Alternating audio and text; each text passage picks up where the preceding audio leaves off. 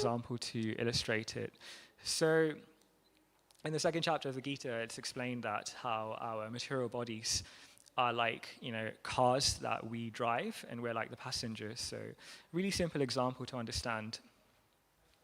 And the reason why we're distinct from our bodies itself is explained in a really nice verse in the second chapter. So, Dehinosmin yatha dehe kaumaram yovanam jara tatha dehantere praptir dhirastatra yati.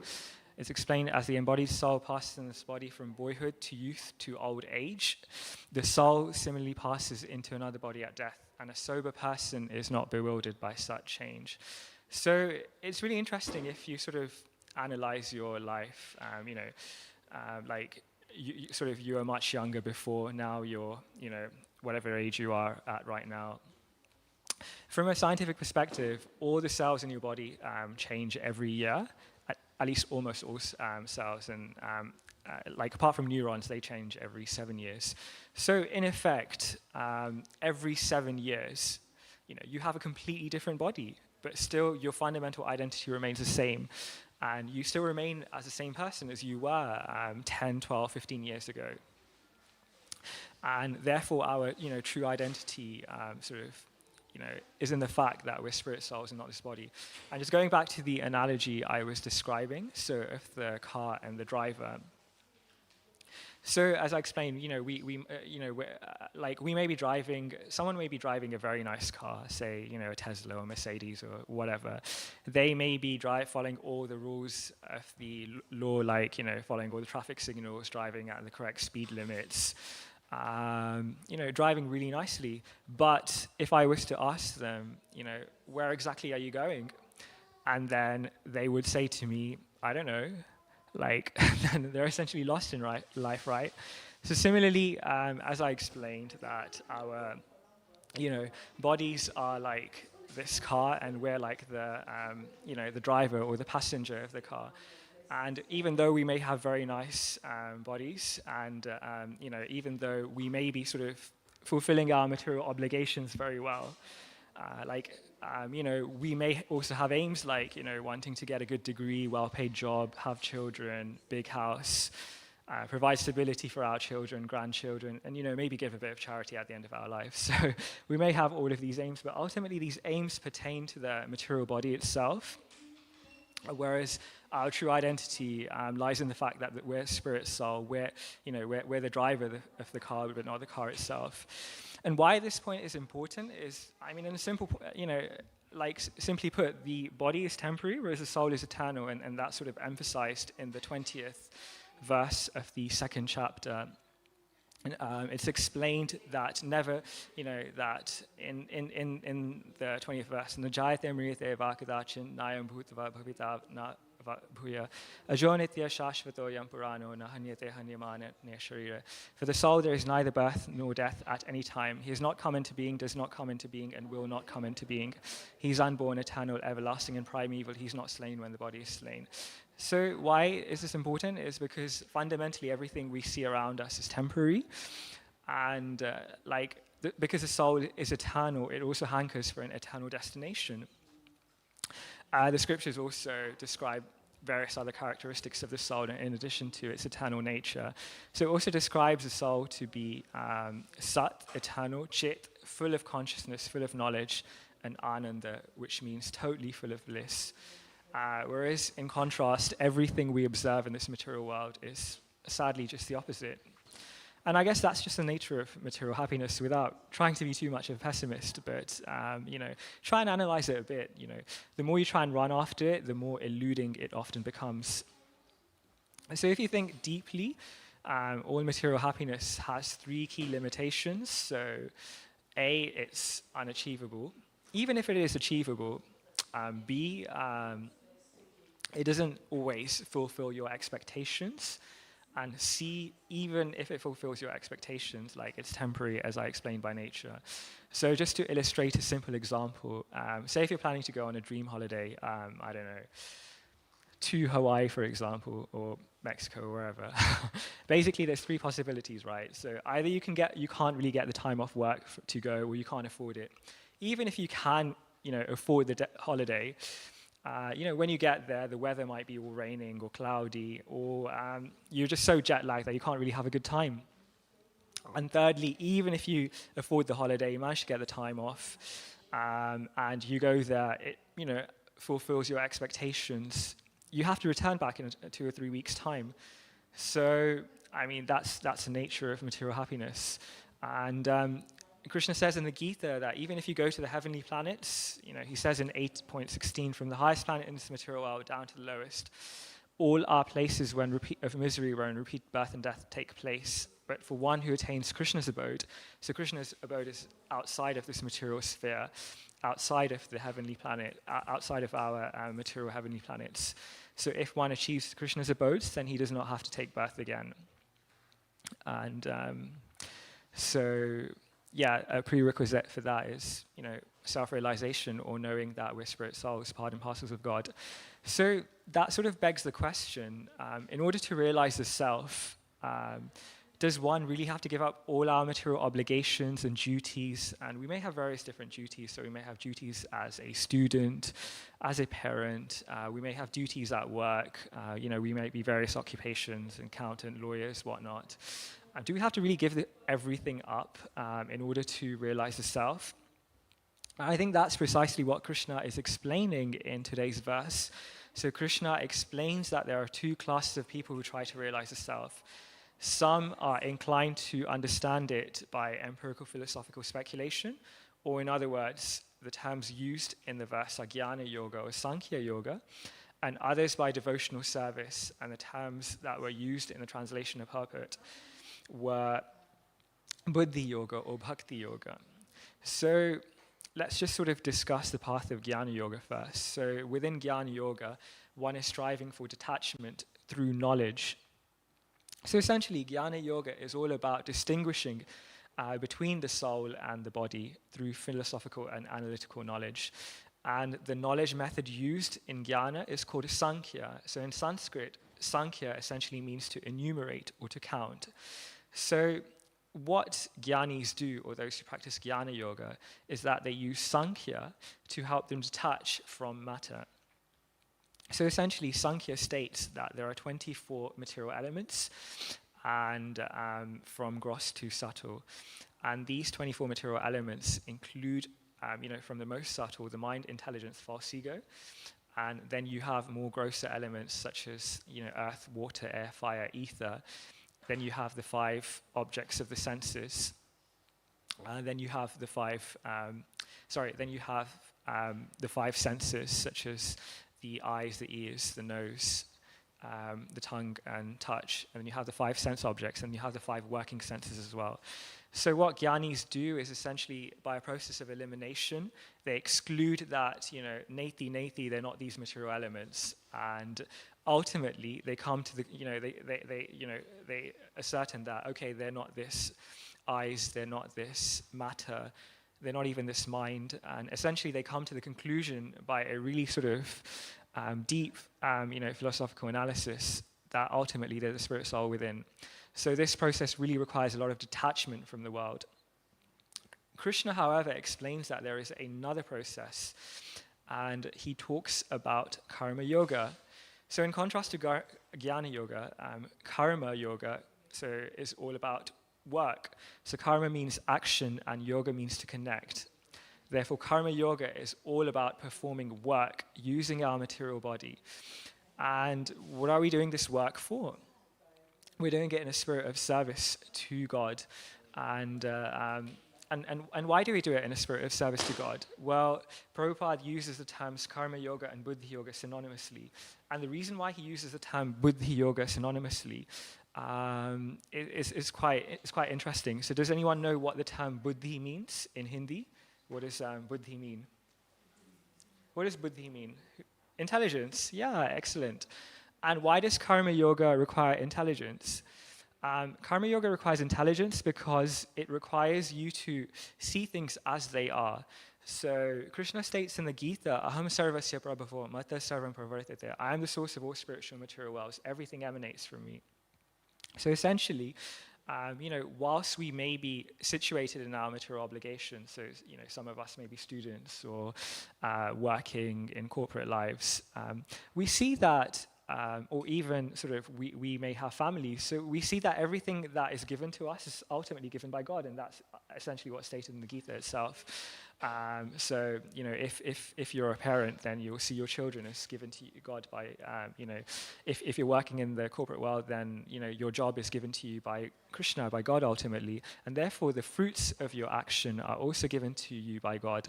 And therefore what you do is you sort of recognize that because God is the true source of all our, everything we possess, then within karma yoga, what one strives to do is strives to offer everything, offer the fruits of one's actions back to the Supreme.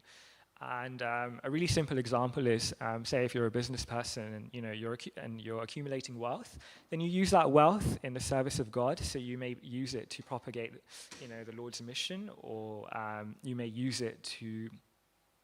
You may even use the resources you have. So say if you have, you own a printing press business, then you might use that business to print books that propagate the message of God, for example. So it's essentially about, not being attached to the fruits of your work, because you know that ultimately Krishna is the proprietor of the fruits. Another reason why you use intelligence in karma yoga is because ultimately, it requires intelligence to know that we're not the ultimate doers. So Krishna states in chapter 3, verse 27, that there are 3 types of doers. He states that the spirit soul, bewildered by the false ego, thinks himself the doer of activities that are actually carried out by the 3 modes of material nature. So what do I exactly mean by this? So, even for the most simplest and basic things in life, like we take so many things for granted. So say if, I was having some cake, for example, just a random example. And one may have, the only power a living entity has is to make a desire, but ultimately everything has to be sanctioned or ordained by the Paramatma within, and then facilitated by material nature. So just going back to the example of cake, for example, say I desire to have some cake. However, and then Krishna in my heart sort of permits that desire, and my material body sort of facilitates that desire. My eyes are working, and my hands are working, and my digestive system is working. But say if your digestive system is not working, say if you have a stomach bug, say if you're having diarrhea and vomiting, for example, then even if you have that desire, like however much you want to desire, if Krishna does not permit through the, does not sanction through the material nature or your material body, then you're not going to be able to have that piece of cake in essence. So that's essentially, the way things work. And a karma yogi recognizes this, and therefore he tries to, do all of his duties, do all of his work in a mood of service to God, without trying to be attached to the results. And Prabhupada actually, in the purport to the verse we're reading from, states that the path of karma yoga is better than jnana yoga. Now, this sort of raises a few questions. Why is karma yoga better when jnana yoga seemingly requires a lot more detachment? Why does Prabhupada make a comparison between karma yoga and jnana yoga in the first place? And another question I wanted to address is why exactly karma yoga is referred to as Krishna consciousness synonymously in the purport? So I think in order to answer these 3 questions, we need to look at something called the yoga ladder. Has anyone heard of the yoga ladder in the Gita? What's the yoga ladder?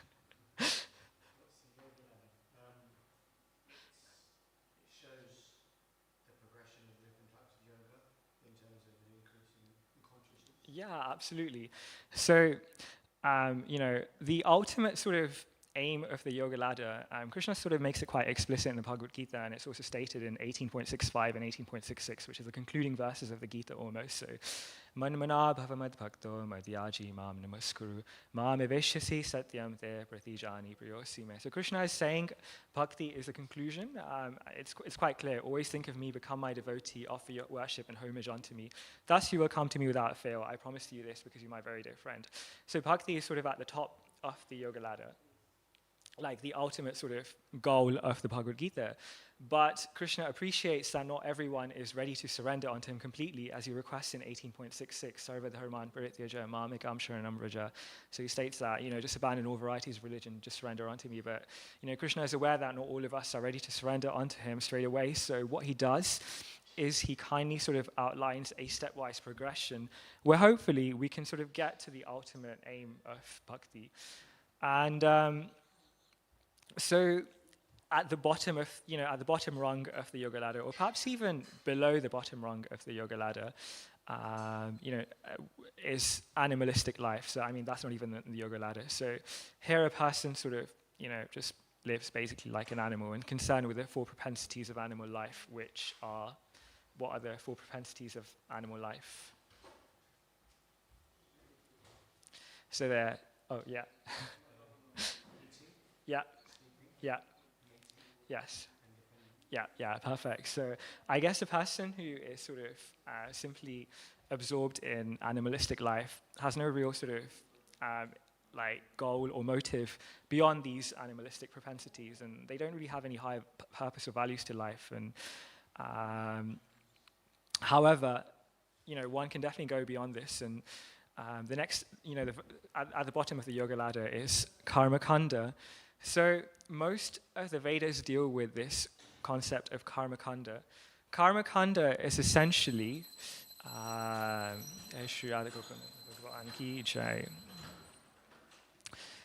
so karma kanda is essentially the process, is essentially the practice of performing religious rituals in order to achieve a materially desirable goal.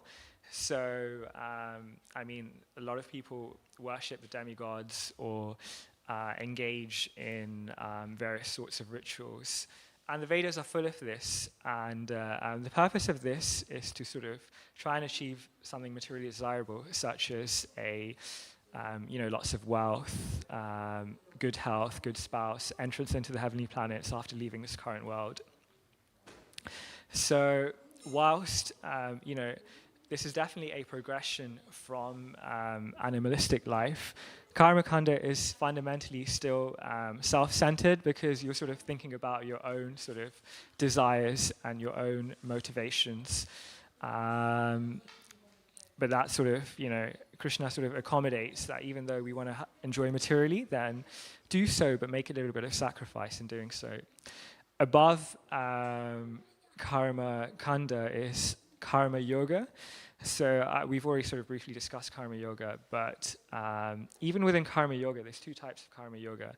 So there's sakama karma yoga, where although one offers the results of one's activities to God and has that intelligence that ultimately Krishna is the supreme controller and proprietor of everything, one still has some attachment to the results of this work. And in contrast, and just a step above that is nishkama karma yoga, where one's actions are fully dedicated to the service of God and one has no material desire.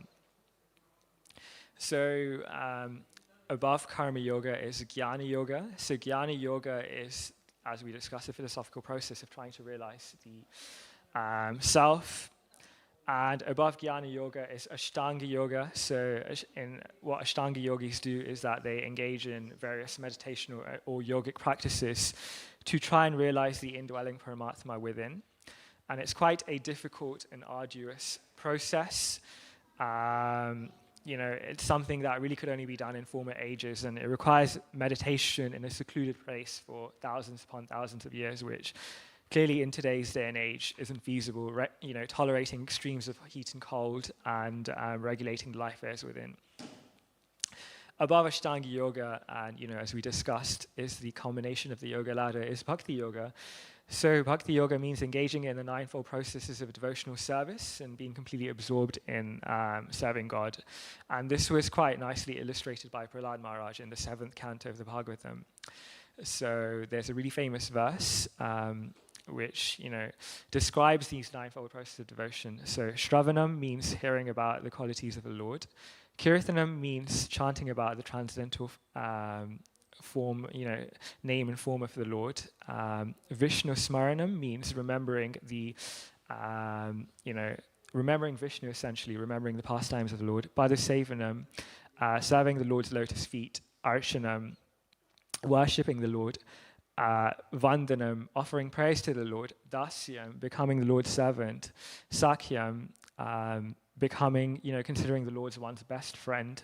And Atmanivedanam, complete, surrendering everything unto him. So basically serving him with his body, mind and words. So these sort of 9 processes: Shravanam, Kirtanam, Vishnu Smaranam, Padasevanam, Archanam, Vandanam, Dasyam, Sakyam, Atmanivedanam. So these 9 processes I accept as pure devotional service. So the reason why this order is given in the yoga ladder, so we discussed sort of animalistic life, which is not even in the yoga ladder. Above that is karma kanda. Above that is karma yoga. Above that is jnana yoga, then ashtanga yoga, then bhakti yoga. So why does the Bhagavad Gita present the yoga ladder in this stepwise progression? So the answer is that the higher up the yoga ladder you go, the more you're having to renounce, or the more selfless you're having to become. So that's why this is the stepwise progression that's given. And why is bhakti yoga, why does that involve more renunciation or more selflessness than even jnana yoga or ashtanga yoga, where like in ashtanga yoga you're sort of performing meditational practices for thousands of years, and jnana yoga you're trying to detach yourself from like all the material elements. Why does bhakti yoga involve more renunciation, more selflessness? Well, in bhakti yoga, your motivation is simply try and please the Lord, try and serve the Lord. Whereas even in jnana yoga and ashtanga yoga, you might be performing it to sort of attain inner peace, to attain liberation, to gain freedom from material bondage. So that's why even bhakti yoga, although these processes I described before require a lot more detachment, bhakti yoga is actually the culmination because of the degree of renunciation and selflessness that's involved when you're simply trying to please the Lord. So I raised a few questions earlier, and one of them was, why is karma yoga posited to be slightly better than jnana yoga, as explained by Prabhupada in the purport? So the reason for that is because even though in the yoga ladder we discussed that jnana yoga is slightly above karma yoga involves purification of the senses. So when one's senses are fully absorbed in serving God, then that purifies them. And the best example for that is Maharaj Ambarish in the 9th canto of the Bhagavatam. So I'll just read out this really nice sort of verse from 9.4.18, which describes the ways Maharaj Ambarish used his senses in serving the Lord. So Maharaj Ambarish always engaged his mind in meditating upon the lotus feet of Krishna, his words in describing the glories of the Lord, his hands in cleansing the Lord's temple, and his ears in hearing the words spoken by Krishna or about Krishna. He engaged his eyes in seeing the deity of Krishna, Krishna's temples and Krishna's places like Mathura and Vrindavan. He engaged his sense of touch in touching the bodies of the Lord's devotees. He engaged his sense of smell in smelling the fragrance of tulsi offered to the Lord, and he engaged his tongue in tasting the Lord's prasad. He engaged his legs in walking to the holy places and temples of the Lord, his head in bowing down before the Lord, and all his desires in serving the Lord 24 hours a day. Indeed, Maharaj Ambarish never desired anything for his own sense gratification. He engaged all his senses in devotional service in various engagements related to the Lord. This is a way to increase attachment for the Lord and to be completely free from all material desires. So we discussed the process of jnana yoga before, where a jnani tries to negate the senses. I'm not my tongue, I'm not my eyes, I am not, this matter, I'm not even this mind itself. Whereas a devotee like Maharaj Ambarish, who's also described to be a perfect nishkama karma yogi, tries to engage all his senses in the service of the Lord.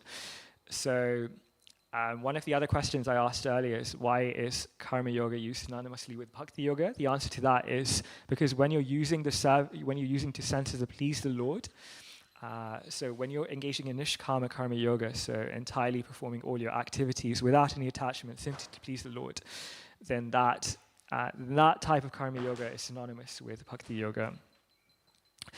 And the reason why engaging the senses is better than trying to renounce them is because engaging your sense in devotional service provides you with a higher taste. And when you're sort of chanting the name of the Lord or hearing about the Lord, then that higher taste enables you to relinquish lower taste, and that's really nicely explained in a beautiful verse in the second chapter of the Gita, where Krishna states, "Vishya vinivartante niraharasya dehina raso varjam rasopi yasya param drishva nivartante." So when a person becomes fixed in higher consciousness, then he's very easily able to give up lower, sense pleasures, which are based on, lower consciousness. So, like for Arjuna, just coming back to Arjuna, like he was a Kshatriya. His duty was to fight. He was trained as a warrior right from the beginning. And if he was to abandon his duties and go to the forest to try and practice jnana or ashtanga, it simply wouldn't work for him. And that's why Krishna consciousness is so simple, because even as, whilst fighting, he could engage his senses, he could engage his talents in the service of the Lord, and therefore be able to ultimately purify his senses and gain progress. And I think that's why Krishna consciousness is so wonderful, because it really doesn't matter who you are, whether you're a householder or a renunciate, a great yogi, or, just an ordinary person like me. The important point is that, that you're trying to engage in devotional service.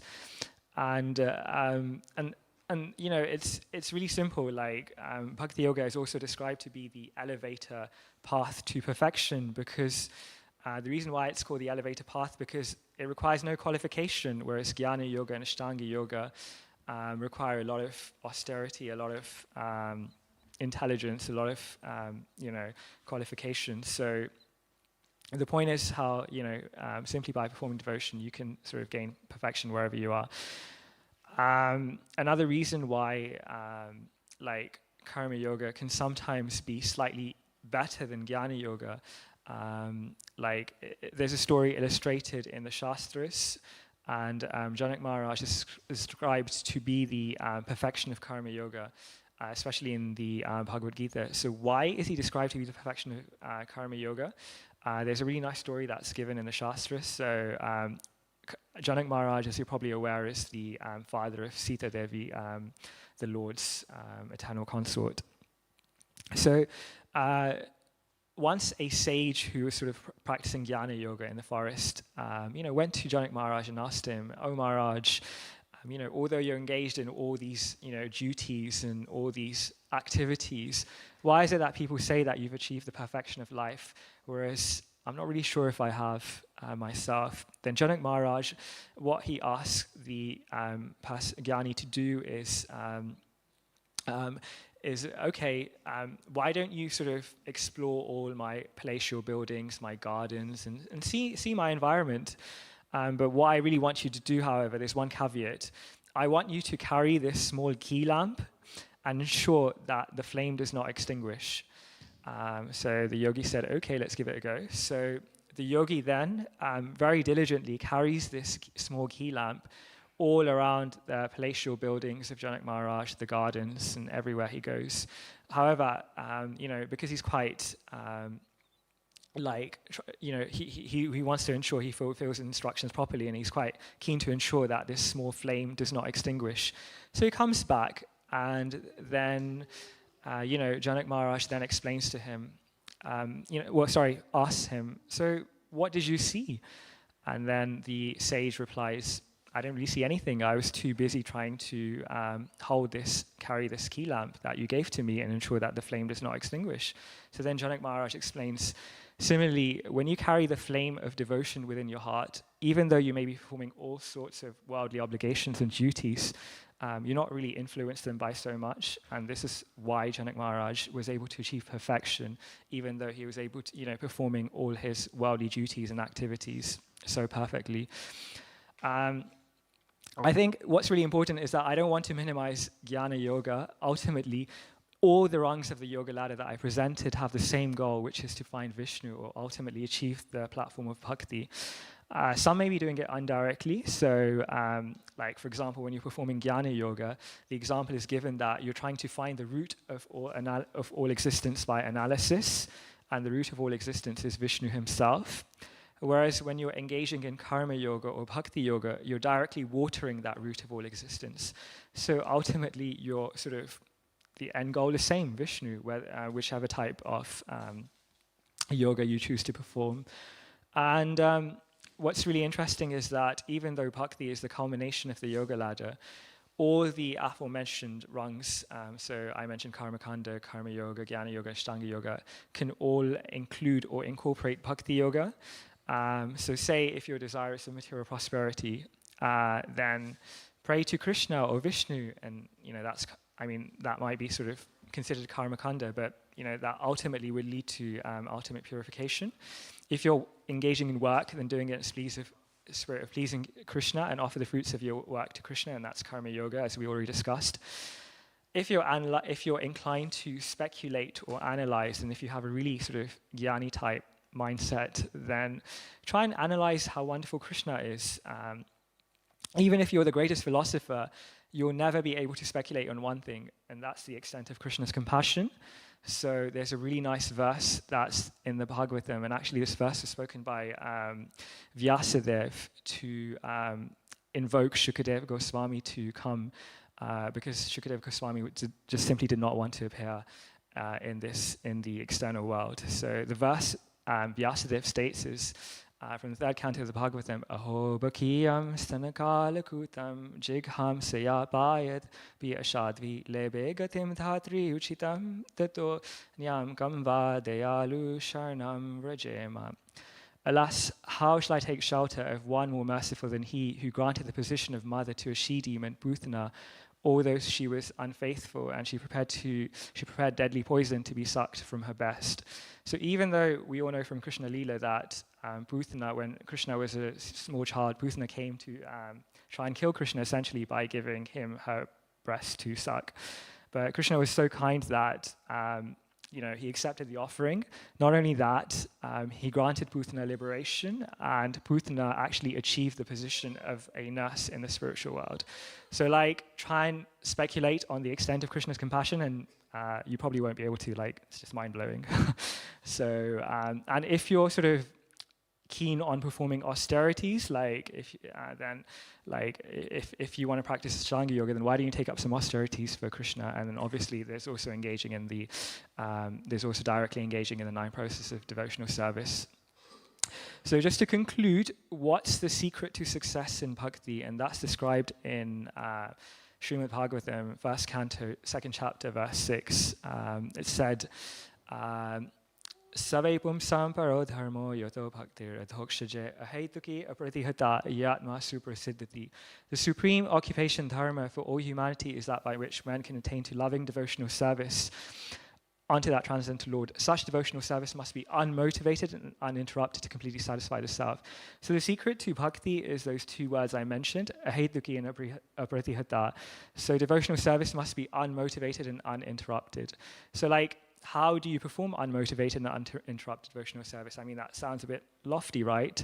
So the way to perform unmotivated devotional service is just try and allocate some time of the day, whether it be 5 minutes, 10 minutes, half an hour, however much, just to try and chant Krishna's names, and do it in such a way that you want to try and please Krishna. So I was hearing in a class once that often we're, always self-absorbed, living in I space, but try and be in Krishna's space just for those 5 or 10 minutes during the day. And so for that 1 round or 2 round of Hare Krishna you're chanting, just try and do it in a mood of simply wanting to try and please the Lord. And the way to do it, and the way to perform uninterrupted devotional service, do it every day, come what may, whatever challenges you have in life. And that's really the secret to success in devotional life, just doing our activities simply to try and please the Lord. And the more we do our devotional activities that way, the more we're likely to remember him. And therefore, once we remember him during our day, then we're more likely to be able to dovetail whatever we do in our day-to-day lives as an offering to the Lord. So just to conclude, I mentioned at the start how Krishna's words in the Gita can help you overcome all, obstacles and challenges and problems you might be facing in life. So just as Arjuna was sort of totally bewildered and overwhelmed by the challenges we're facing, we're also going through a lot of challenges in life. And so whilst engaging in devotional service may not immediately solve your relationship problems, financial problems, or health problems. I mean, it may do, like, you never know, Krishna is all-powerful, he can do anything, it may do, but I mean, like, it may not go away, your problems, it may or may not go away, but what bhakti certainly provides you is inner direction and strength. And what exactly is this inner strength? So this strength is knowledge that however, great life's challenges may appear, Krishna is far greater, because he says in the 29th verse of the 5th chapter, right, he's the supreme controller, and one's greatest friend. Bhaktaram yajnatapasam sarvaloka maheshwaram suridam sarvabhutanam. Suridam means one's best friend. Gyatva mam shantim richati. So he's a supreme controller, supreme friend. And this is actually real buddhi, or real intelligence. So whilst problems may overwhelm me today, nothing can overwhelm my actual identity as a spirit soul, servant of Krishna, who is eternally loved by him. Therefore, let me always keep Krishna in the center of my life's directions, come what may, in whatever circumstance I may be in. Thank you very much. Hare Krishna, Krishna Krishna, Hare Hare, Hare Rama, Rama Rama, Hare Hare. Thank you. So I think we have like 5 minutes, so if anyone has any questions or reflections, then you're more than welcome to ask if you wish. I'll try and answer. Emphasis on the try.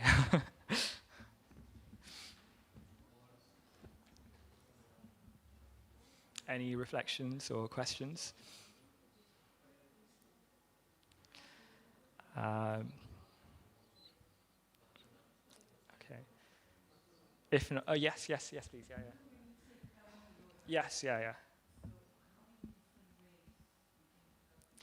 Yeah, so you can do karma yoga essentially means to dovetail your activities. Doing it for God, essentially not being attached to your results. So karma yoga can be doing as in unlimited ways. Like one, I don't know, you might be a parent, or you might be a spouse, or you might be working in a job, for example. So I mean, because there's unlimited action, there's unlimited ways to perform karma yoga. Because karma yoga, as I mentioned, yoga means to connect with God, and karma means to perform some action. So there's essentially unlimited ways to connect to God through the actions you perform. But the important point to stress is that when you're performing karma yoga, you're not attached to the fruits of your work. So even, and that's why karma yoga is like really popular nowadays. So like if you speak to like Western people, like what they really appreciate from the Bhagavad Gita is the principle of karma yoga, so doing your duty but not being attached to the fruits of your work. And so like even if you're going through a hard time in your relationship or a hard time at work, then because you're not solely driven by the fruits of your work, because you're doing it, because you know your identity as a servant of God, then because you're doing it in that spirit, then you're more likely to be successful in your work. And by performing karma yoga, what I also didn't mention is that you don't reap any reactions or any karma from your work. And ultimately, it brings about purification, and that purification enables you to connect with God more easily. Does that answer your question, or is there anything you want to add? Or yeah, absolutely. Yeah, that's true. Yeah. So that's why I mentioned that verse in the Gita, Prakriti kriyamanani gune karamani sarvasha. So the spirit soul, bewildered by the influence of false ego, thinks himself the doer of activities, but actually we're not the ultimate doer. Krishna is the ultimate doer. So yeah, like karma yoga ultimately depends on your mindset and your consciousness, as you mentioned. So there's unlimited ways to perform karma yoga. You can do volunteering. You can sort of do activities in whatever job, whether you're a soldier in war, or whether you're a lawyer, accountant, doctor, whatnot. You can perform your activities, but with the mindset that that you're a servant of God, and ultimately you're doing it in a mood to please God. Is that okay? Yeah. Great. Any other questions? Any other reflections? Or no? Okay. Thank you very much. Hare Krishna. So after 5 minutes, we're just having Gaura Arti at 7 o'clock. So that's when the curtains will open, just 5 minutes' time.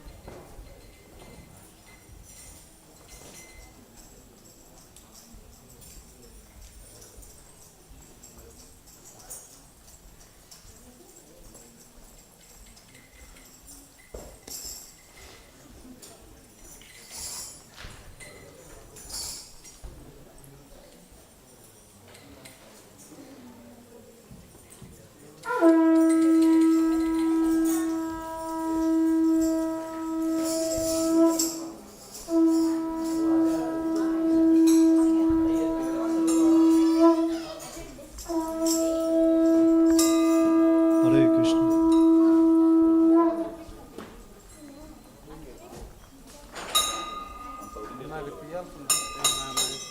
Hare Krishna.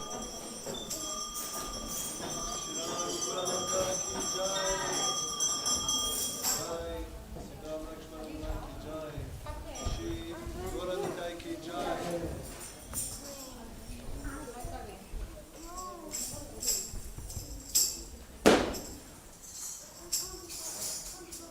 Kiva Jayo Jayo Gora Chande Arati Koshoba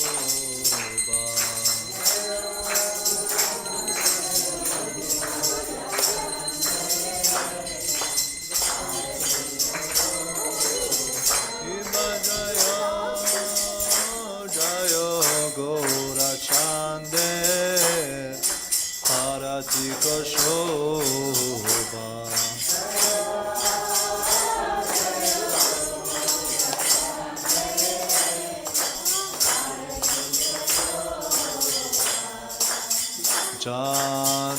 Janavita Tavane Jagamanaroba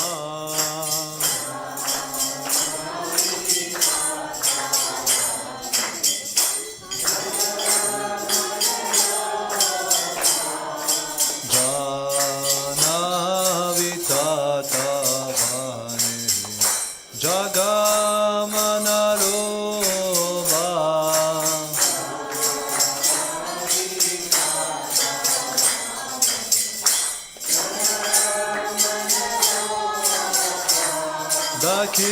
Dakine Nitai Chan Bame Gadadhara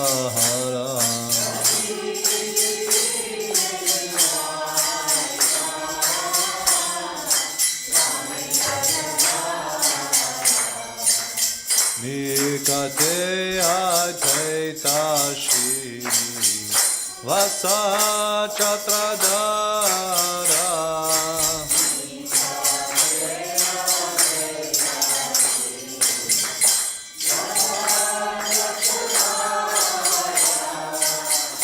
Mikate Advaita Shri Vasa Chatradara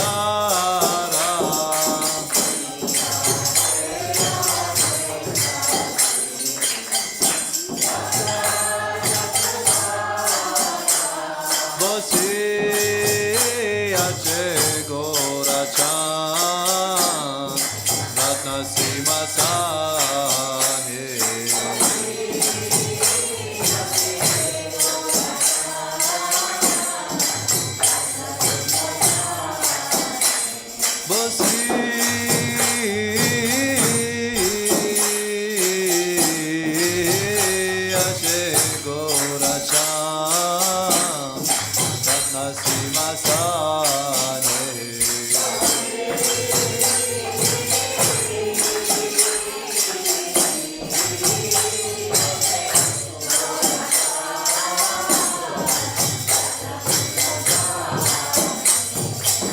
Arati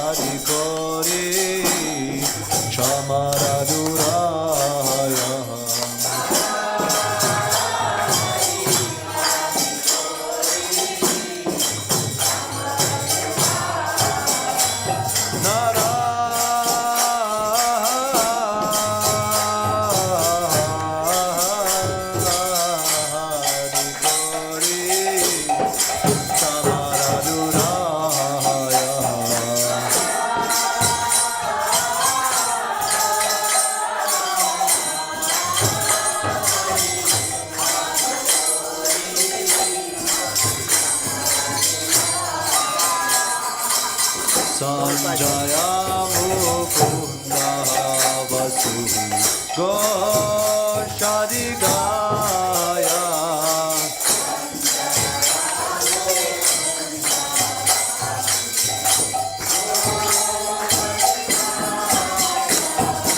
Shankar Bhaje Gana Bhaje Bhaje Karatara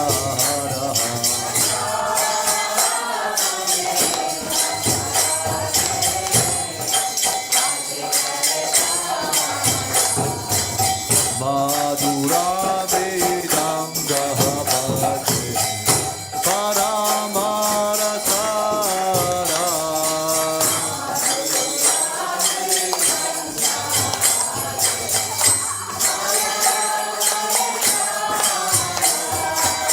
Madhura Vedanga Bhaje Paramarasara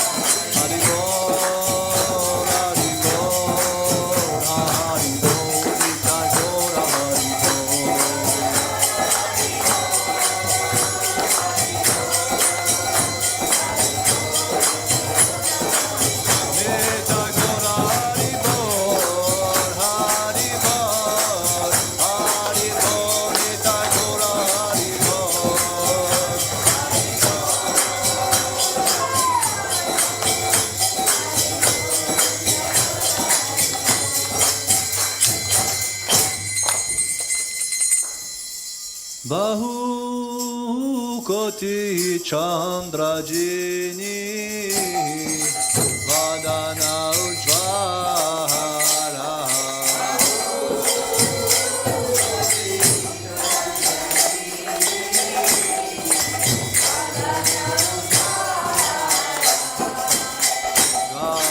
Garadeshe Bhagamara Kore Jaramara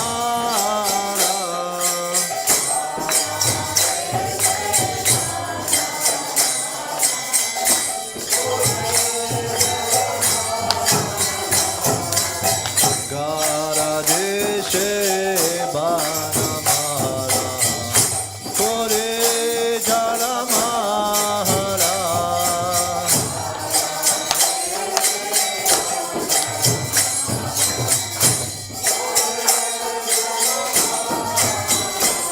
Shiva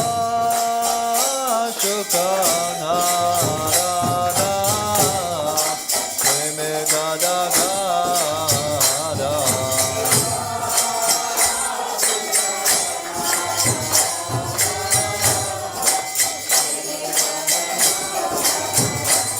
Shiva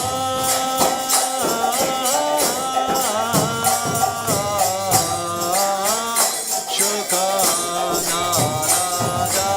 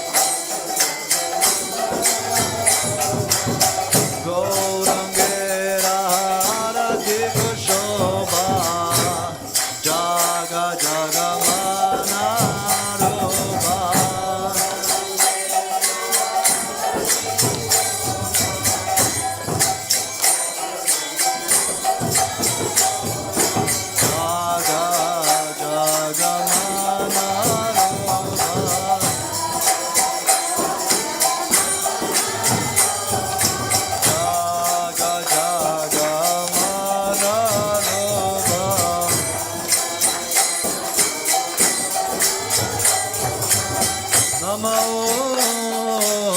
Vishnupadaya Krishna Prishtaya Bhutale Srimate Bhakti Vedanta Swami Niti Namine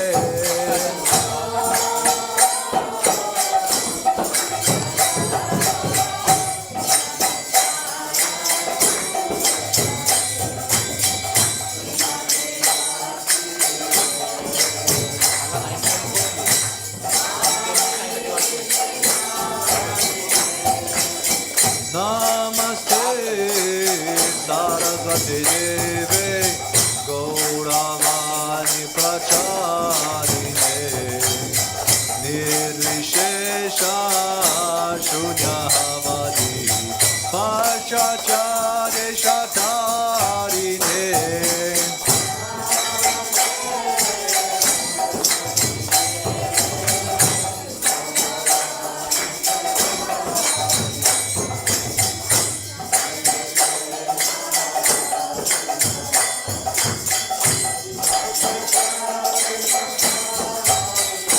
Jaya Shri Krishna Chaitanya Prabhu Nityananda Shri Advaita Gadadara Shivasari Gaura Bhakta Vrinda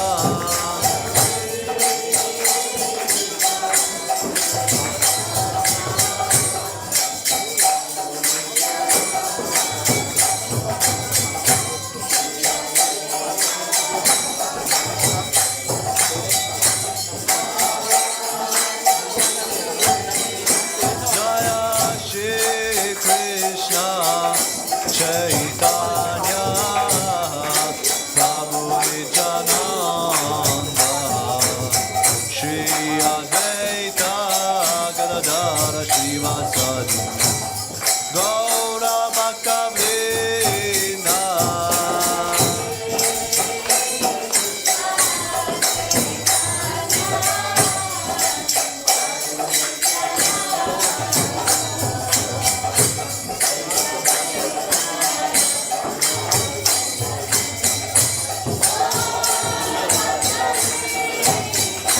Jaya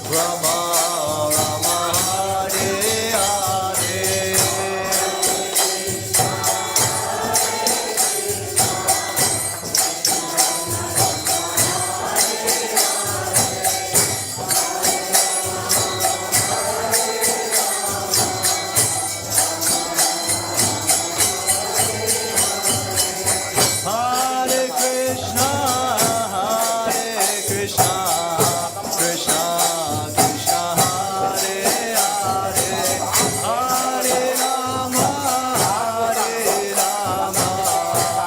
Rama Rama Hare Hare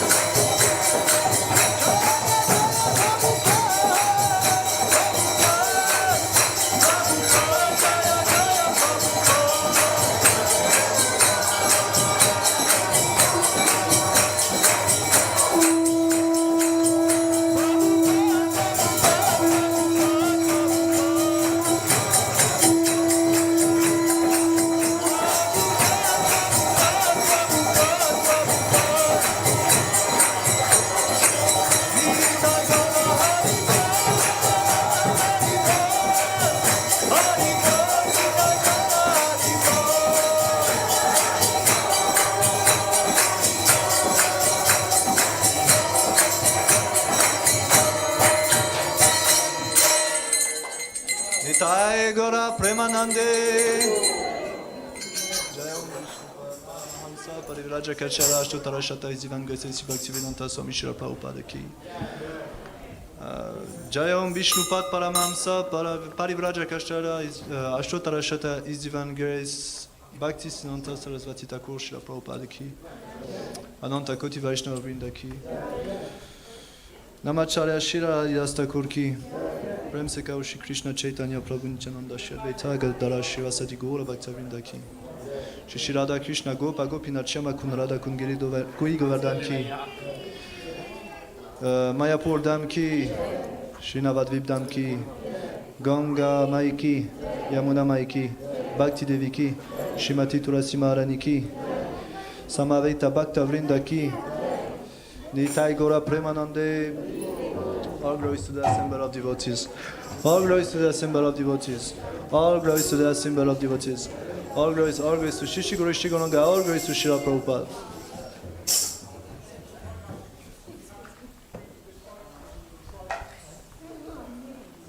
Does anyone want to sing Narasimha-arti? So do you sing?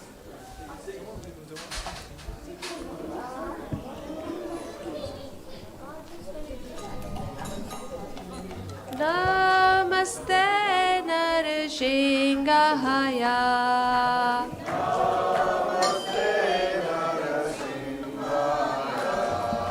Namaste Narasingahaya.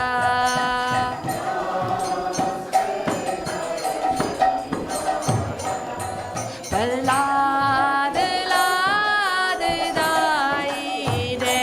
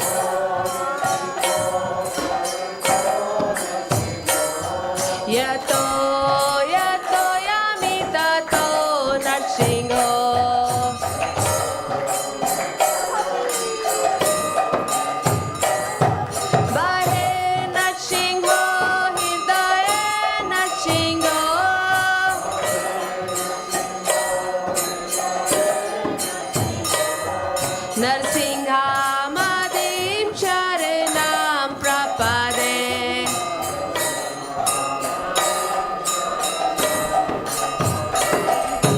Tava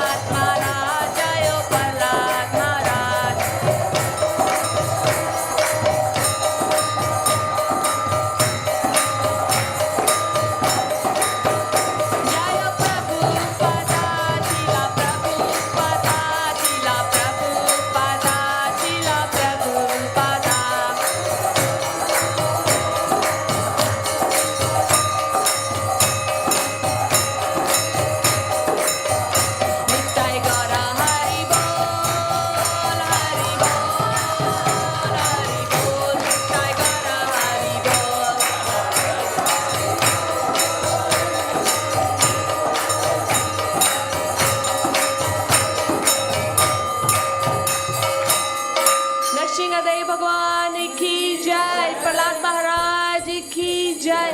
Srila Prabhupada ki Jai. Nitai Gaur Premanande. Hari Hari Bol. Jai.